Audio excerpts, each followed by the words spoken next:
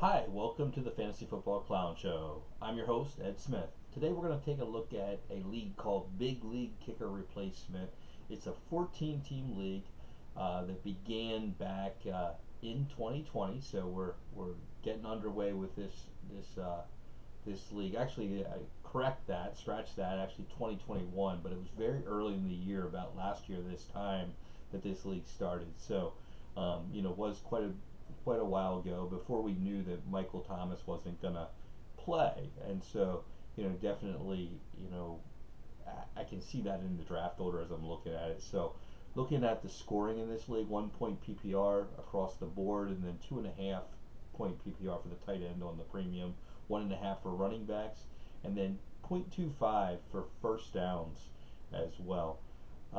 One quarterback, one super flex, two running back, three receiver, two tight end, three flex for 12 starters in a 14-team league that gets us fairly deep with 13 bench spots, 5 taxi, 5 IR, so a total roster of possible 35 people in the 14-team league. So it gets it pretty deep. And we do think that with 2.5 point PPR, tight ends do have some value here.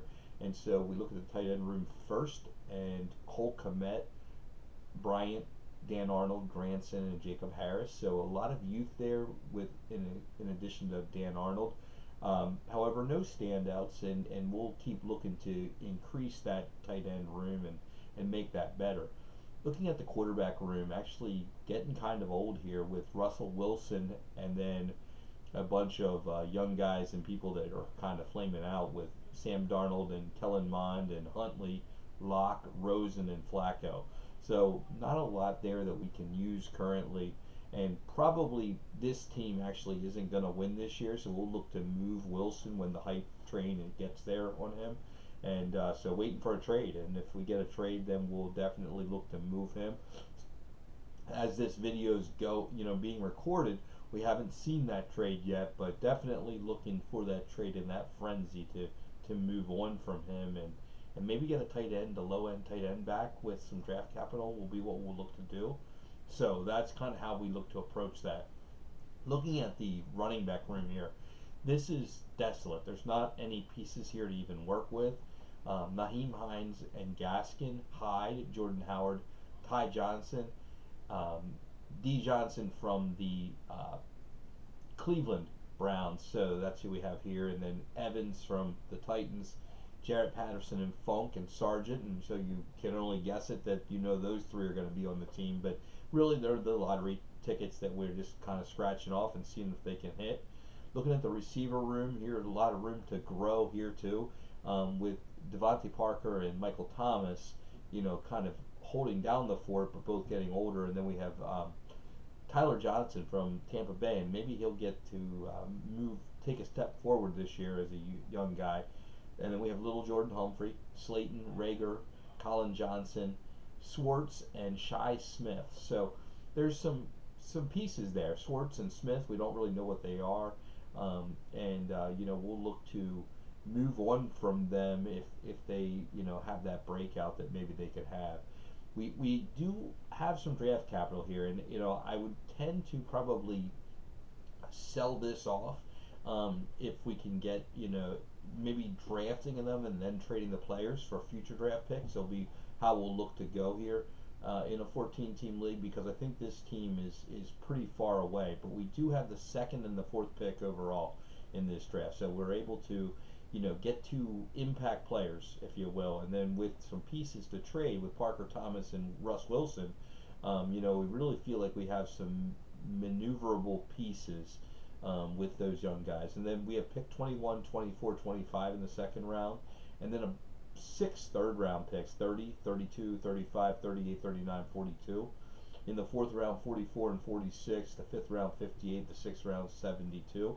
But where that sweet spot is right there in that second and third round, where we can really just load up on picks and see what we can accomplish and get there. And I just want to take a peek at what the third round was last year, just so you can get an idea of the people that we were taking there.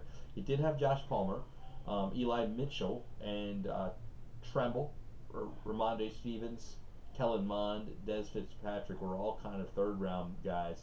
And then the second round, we were able to get guys like Rondell Moore, Michael Carter, Eli Moore, Tony Marshall, looking Denami Brown, and then Mills Trask, uh, Amon Ross St. Brown. So there were some pieces there, even though it's a 14-team league. There were pieces in the second round, pieces in the third round. This is considered a pretty deep draft. And then looking at the fourth round, even I see players that I think could be useful. I mean, you guys all know by now my love for Khalil Herbert, but he was useful last year. It's parts of the year.